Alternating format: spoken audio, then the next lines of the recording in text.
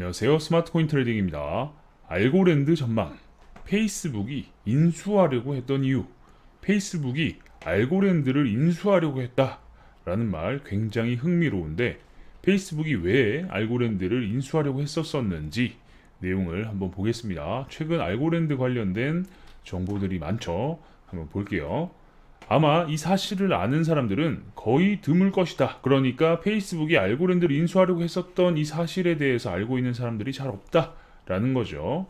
재벌들이 치킨 먹는 것을 구경하는 느낌이랄까. 그러니까 치킨 들고 꼭꼭 씹어 먹는 게 아니라 튀김을 그냥 이렇게 입으로 한번 핥고 버리는 거예요. 이렇게. 지금 시작해본다. 재벌들의 삶이란. 그죠?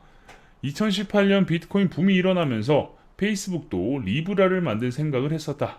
그리고 1년 후 백서를 공개했는데 페이스북은 1년여에 걸쳐 비밀리에 개발과 연구 작업을 한 후 2019년 6월 리브라 백서를 공개했다. 이때 또 엄청나게 이슈였죠. 페이스북도 코인 사업에 뛰어드는구나. 야, 이게 정말 이런 세상이 열리는구나. 라고 말도 많았고 기대도 많았었죠. 당시 페이스북, 아니 블록체인 세계에서는 개발자들의 몸값이 귀했다. 왜냐면 개발자들은 지들이 코인을 만들어서 거래소에 넣기만 하면 수십억을 우습게 버는 상황인데 굳이 그죠? 수십억씩 버는데 연봉 몇 억 준다고 해가지고 이직을 하냐라는 말이죠. 그래서 페이스북은 백서를 만들며 개발자 직원을 구하기 위해 코인 회사 하나를 인수하면서 페북으로 이직을 시킨다. 그러니까 이런 방법 많이 쓰죠. 사람을 흡수하기 위해서 회사를 인수해버리는 이런 경우들이 있는데 페이스북도 마찬가지로 이렇게 코인 회사를 하나 인수했다라는 겁니다. 직원을 구하기 위한 목적으로 5명 중 4명만 넘어갔고 나머지 1명은 이직을 거절했다.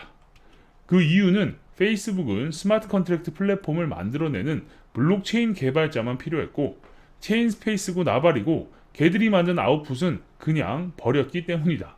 그러니까 이 스마트 컨트랙트를 만들어낼 수 있는 개발자가 필요했을 뿐 얘네들이 원래 만들었었던 체인스페이스 이런 기술은 필요 없다. 그래서 사람만 와라. 너네 기존 기술 필요 없다. 이런 식으로 했기 때문에 5명 중 4명만 페이스북으로 이직을 했다라는 거죠. 체인스페이스 직원을 고용했지만 체인스페이스 기술은 인수하지 않겠다고 밝혔다. 그러니까 개발자 입장에서는 좀 굴욕적이다 라는 생각이 들 수도 있을 것 같아요. 당시 이걸 보면서 나는 재벌들이 치킨을 먹는 것을 옆에서 지켜본 느낌이었다. 핥고 버리고 핥고 버리고.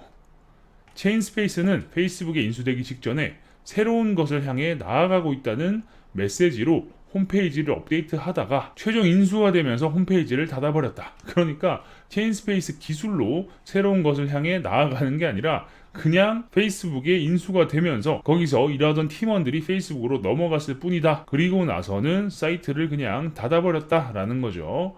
일부는 아직도 페이스북을 다니고 있다. 그때 페이스북으로 이직한 직원들 중에 일부는 아직까지 일을 하고 있다라는 거죠.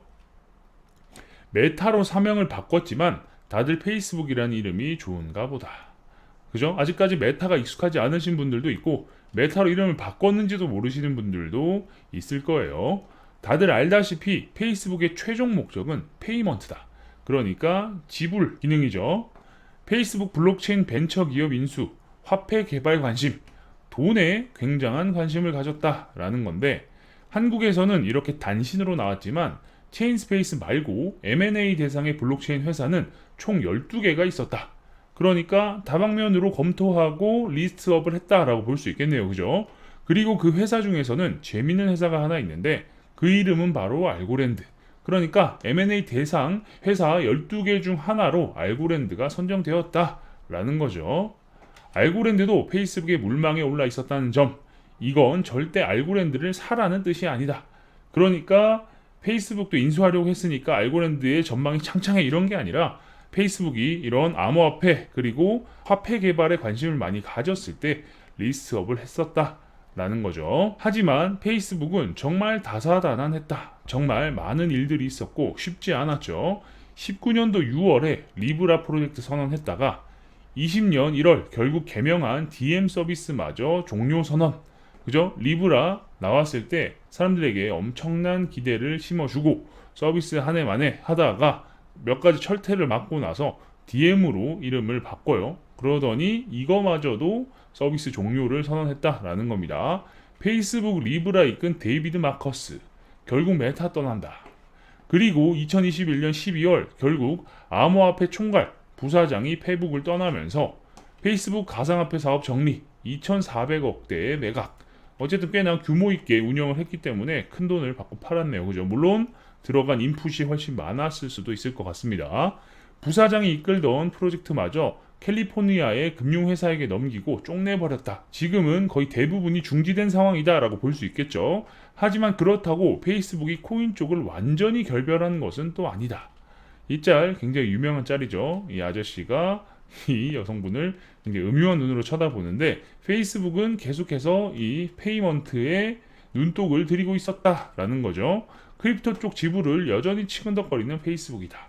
페이스북은 이 미련을 아직까지 버리지 않고 있다라는 건데 NFT 쪽은 여전히 인스타와 페북을 통해서 기능이 지원 및 개발되고 있으며 코인을 여전히 포기 못하다가 메타, 페이스북 NFT 개발, 스크린샷 공개. 결국 코인이 안 되니까 다른 방법을 택했다라고도 볼 수 있겠는데 2022년 4월 7일 결국 또다시 시도한다. 메타 자체 디지털 화폐 저크벅스 제작한다. 여기서도 나오는 단어가 있죠. 디지털 화폐. 돈을 만들겠다라는 이 계획 그리고 목적은 잃지 않았다라는 거죠. 이번에 등장하는 개념은 아프리카 TV의 별풍선 같은 느낌, 게임 머니 같은 느낌이다. 그러니까 코인이라기보다는 포인트에 가깝다라고도 볼 수 있겠죠. 저크벅스는 가상자산의 개념은 아니다. 인기 메타버스 게임 로블록스의 로벅스처럼 앱 내에서 사용하는 코인 형태다. 그러니까 결국 포인트 같은 존재다라고 볼 수 있겠죠. 그리고 그 재화를 회사가 책임지고 환전해주는 기능을 발표했는데 사실 이것도 진짜 야금야금 눈치 보며 출시했었다. 어쨌든 게임 내에서 돌아가는 재화인데 코인의 형태인데 이걸 회사에서 환전을 해준대요. 그러면 결국 돈이다 라고 볼 수 있겠죠. 그런데 이 지갑 서비스가 메타는 왓츠앱에 슬그머니 포함시키면서 이전에 송금 기능을 슬쩍 집어넣었다가 페북이 전통 금융을 건드리는 꼴을 절대 보지 못하는 로비스트들에 의해 니들이 만든 노비 예전 폐기했던 DM으로 만든 거였네 딱 걸렸어 라고 하면서 바로 견제가 들어왔다 라는 거죠. 어쨌든 책임지고 환전을 해준다라면 돈인 거고 이 안에서 사람들끼리 이 코인을 주고받을 수 있다라고 하면 결국 또 송금의 개념이 될 수 있겠죠. 여러 가지로 걸렸고 이 로비스트들에 의해서 이게 제지당했다라고 볼 수 있겠습니다. 메타가 가상화폐 디지털 지갑 서비스 노비를 오는 9월 종료할 것이라고 전했다. 노비 우리가 생각하는 그 노비 노예가 아니라 어쨌든 얘네들은 지갑 이름을 노비로 만들었습니다. 네이밍이 좀 아쉽네요. 그죠?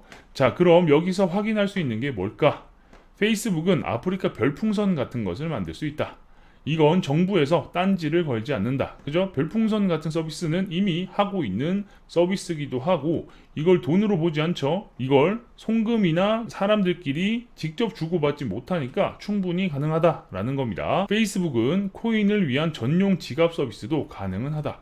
그러니까 자체적으로 이런 거 만들어가지고 서비스할 수 있다라는 거예요. 하지만 페이스북은 절대 송금 회사가 될 수 있는 최종 트리거를 발동시키는 순간 사업부 폐지 압박을 받는 듯하다. 어쨌든 송금이라는 단어가 들어가면 굉장한 견제가 들어오고 압박이 들어온다라는 거죠. 남이 만든 NFT 같은 블록체인 파생 기술을 페북에 연결, 송금시키는 것도 허용은 된다. 그러니까 자체적으로 코인 만들어가지고 또는 돈에 준하는 걸 직접 만들어가지고 주고받고 하는 건 안 되지만 기존에 있는 남들이 만든 NFT 같은 이런 파생 기술들을 페이스북에 연결해서 송금하는 것은 허용한다라는 겁니다. 결국 외부의 서비스를 파트너십 레벨로 연결시키는 것은 가능할 것 같다. 그러니까 파트너십을 해서 본인들이 만드는 게 아니라 외부에서 만든 걸 가지고 활용하는 이런 서비스는 가능할 것이다 라는 거죠. 그래서 나온 변종 송금 비즈니스가 바로 이거다. 메타, 인스타그램 NFT 기능 100개국으로 확장. NFT를 가지고 무언가를 할 수 있게끔 만드는 거예요. NFT를 메타와 인스타에 연결시킬 수 있도록 하고 메타 NFT 결제 기능 확대에 60% 폭등한 플로우 외에 그걸로 결제는 할 수 있도록 또 허용이 되는 모양이다. 어쨌든 메타 안에서 NFT를 구매할 수 있도록 이런 걸 넣는 건 또 오케이, 가능하다라는 거죠. 지금 약간 이런 느낌이다. 정부, 니들 비둘기는 만들어도 되는데 날개로 날면 안 돼. 알았어? 라고 했더니 페이스북이 그럼 머리는 휘둘러도 되는군요. 라고 하면서 머리를 빙글빙글 돌립니다. 야, 머리 열심히 휘둘러봐. 라고 하면서 열심히 돌리니까 머리로 회전을 해서 헬리콥터처럼 날기 시작하는 거예요. 와, 쟤들 날아다닌다 라고 하면서 날개는 쓰지 않고 머리를 돌려서 목으로 날고 있는 그런 상황이다 라는 거죠. 어쨌든 페이스북이 굉장히 급해 보이고 상황이 좋지 않다 라는 거죠. 자, 그럼 이제 메타가 할 수 있는 건 뭘까? 남은 것은 외부 스테이블을 이용하여 송금과 지불을 허용해 주는지 정부를 상대로 테스트하는 것이다. 결국 간복이다 라는 거죠. 어쨌든 본인들이 만든 코인을 가지고 직접 주고받는 게 아니라 외부에서 만든 스테이블 코인을 가지고 보내고 받고 하는 거기 때문에 이걸 허용해 주는지를 테스트해 봐야 된다라는 거죠. 만약 스테이블 코인이 허용이 되면 자기가 발행한 코인만 못 쓸 뿐, 내 회사로 만들지 못할 뿐, 일단 경유해서 목적지까지 한 번은 왔다. 뭔지 아시겠죠? 쿠션을 써서라도 본인들이 하려고 하는 이 송금 서비스의 구색은 갖출 수 있다라는 거죠. 그러다 보니 페이스북이 NFT 쪽에 광폭 행보를 하는 것이 눈에 띄는데, 예전에 인수합병을 이야기했던 회사까지도 모두 좋은 관계를 유지하는 게 좀 신기하다. 이런 경우는 보통 이유는 하나죠. 다음 수를 생각해서 또는 다음에 또 좋은 일이 있을 수 있으니까 또는 다음에 이런 관계가 도움이 된다라고 판단하기 때문에 좋은 관계를 유지하는 거겠죠. 사실 규모로 보나 여러 가지 경우로 보나 메타와 알고랜드가 사실 비등비등하진 않죠. 자, 이 사람이 알고랜드를 이용해서 나의 NFT를 만들었어 라고 올렸더니 알고랜드 또한 첫 NFT를 발행하고 메타 또한 공식 계정으로 나름의 소소한 축전을 날리는 걸 보면, 그런데 여기서 재밌는 건 메타가 알고랜드를 직접 이야기하거나 알고랜드 관련해서 직접 언급하는 게 아니에요. 축하한다 라고 하지만 알고랜드를 그냥 하나 끼워 넣었을 뿐입니다. 실제로 답은 여기다가 한 거예요. 뭔지 아시겠죠? 그리고 알고랜드도 여기 끼워가지고 고마워 뭐 이러고 있는 상황이다 라는 겁니다. 페이스북은 정말 지금 급한 상황인 것 같다. 개발하는 메타버스는 돈도 안 되고 아직 우리에게 다가오려면 멀었고, 일단 당장 돈 되는 송금, 수수료 장사가 더 중요한 느낌이다. 그죠? 지금 상황에서 할 수 있는 게 별로 없어요, 얘네들이. 그리고 돈이 된다라는 건 직접 우리한테서 돈이 흘러다녀야 돈을 벌 수 있죠. 그렇지 않으면 지금 광고도 애매해지고 있고 그 파이가 급격하게 줄어들고 있기 때문에 그걸 어느 정도 상쇄시키려면 돈과 관련된 무언가를 해야 된다 라고 판단하고 있고 아직까지도 노력 중이다. 그런데 생각보다 마음대로 안 되고 있다 라는 거죠. 다시 한번 말하지만 알고랜드 투자 추천글이 아니다. 알고랜드 사라고 이 영상을 만드는 게 아닙니다. 알고랜드 얘네들은 투자금을 모두 이상한 곳에 써버리는 게 회사의 목적인가 싶을 정도로 쓸데없는데 돈과 인력을 써대고 있다. 어쨌든 알고랜드도 ICO를 해가지고 모금을 했죠. 모금을 해서 투자자들의 돈을 모았으니까 이건 다 투자금이에요. 이 투자금을 정말 이런 데 써도 되나 싶을 정도로 쓰고 있고 마구잡이로 쓰고 있다, 투자하고 있다 라는 겁니다. 올해 얘들의 뻘짓으로는 코비드19 여권 발급 보관용으로 남미 2억 명의 여권 발급용 데이터 제공, ISDA의 인프라 파트너, 중남미 송금 서비스용으로 알고랜드 채택, 마페이로 알고랜드 채택하여 의료비 지원, 이것도 의료비 지원해준다 라는 거예요. 돈 펑펑 쓰고 있는 거죠. 알고랜드 기반으로 출시를 했는데 이 중에 하나가 돈 되는 게 이거라고 합니다. 1억 달러의 로열티를 받을 수 있는데 이 또한 알고랜드 기반의 NFT들이 거래가 활발하게 일어나야지 받을 수 있다라고 해요.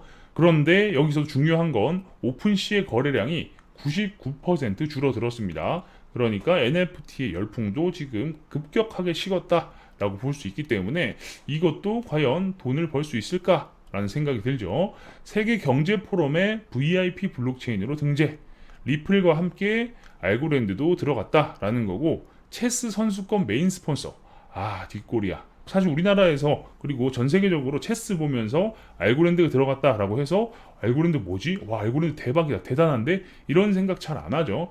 사실 테조스 같은 경우는 F1에다가 시원하게 스폰서를 넣어가지고 자동차가 주행하는 장면에 테조스 로고가 확실하게 보이는 이런 퍼포먼스를 보여주고 있죠. 이런 게 아니라 이런 체스에다가 돈을 쓰는 건 사실 좀 비교가 될 수 있는 부분이기 때문에 아쉽다라고도 말씀드릴 수 있겠습니다. 몇 년 전 페북이 알고랜드를 인수하려고 했는데 10년 뒤 과연 누가 누구를 인수할까? 라는 이런 배짱, 헛소리들은 참 좋다만 여전히 메타가 몇천 배는 큰 회사다. 그죠? 아직까지 비빌 수가 없어요. 알고랜드가 얼마나 성장할지 모르겠지만 정말 성장한다라고 해도 지금의 페이스북만큼 된다? 그렇기에는 다른 블록체인 프로젝트들도 많고 메타가 그냥 또 가만히 있지는 않겠죠. 물론 잘 안 돼서 망할 수도 있겠지만 망하기 전까지는 또 많은 것들을 새로 시도할 거고 만들어낼 거고 그 인프라를 충분히 가지고 있기 때문에 갑자기 또 어떤 재밌는 걸 할지 어떤 또 재밌는 새로운 걸 출시하면서 분위기를 반전시킬 수도 있기 때문에 뭐 나중에 가보자 뭐 이런 이야기는 시기상조다라는 거고 과거에 메타 페이스북이 알고랜드를 인수하려고 했던 이유 그리고 목적 그리고 지금 상황 어떤 상황인지 이해가 되시죠? 여전히 페이스북은 이 송금 그리고 돈과 관련돼서 포기를 하지 않고 있다. 그래서 직접적으로 못해서 우회해서라도 하려고 노력하고 있다. 라는 점 말씀드리면서 영상 마무리하도록 하겠습니다. 아무튼 이 메타, 페이스북 그리고 인스타그램까지 포함이죠. 여기에 암호화폐 송금 기능이 출시가 되면서 암호화폐에 또 새로운 돈들이 쏟아져 들어오고 새로운 바람이 불 수 있는 기회가 생길 수 있으면 좋겠네요. 왜냐? 젊은 사람들이 또 암호화폐를 가까이 하고 익숙해지고 투자하고 또는 돈 보내기, 송금하기 이런 것들을 사용함으로써 유저가 늘어나고 시장에 들어올 수 있는 돈이 커지기 때문이겠죠. 그럼 여기서 영상 마무리하겠습니다. 계속해서 여러분들께 알고랜드나 메타 또는 다양한 코인과 관련된 정보를 알려드릴 수 있도록 노력하겠습니다. 영상이 괜찮으셨다면 구독과 좋아요도 눌러주시고요. 알림 설정을 눌러놓으시면 누구보다 빠르게 새로운 정보를 받아보실 수 있으니까 구독, 좋아요, 알림 설정까지 눌러주시면 감사하겠습니다. 궁금한 게 있으신 분들은 저희 커뮤니티에 들어오셔서 질문 남겨주시면 됩니다. 영상 하단에 커뮤니티 주소가 있으니까요. 클릭해서 입장하시면 되겠습니다. 경기도 웨일린 블로그 주소도 영상 하단에 있으니까요. 클릭해서 입장해 보시는 것을 추천드립니다. 현재 글뿐만 아니라 과거 글부터 최신 글까지 쭉 보시면 코인과 관련된 인사이트를 넓히시는데 많은 도움이 되실 겁니다. 그럼 전 다음 영상에서 뵙겠습니다. 감사합니다.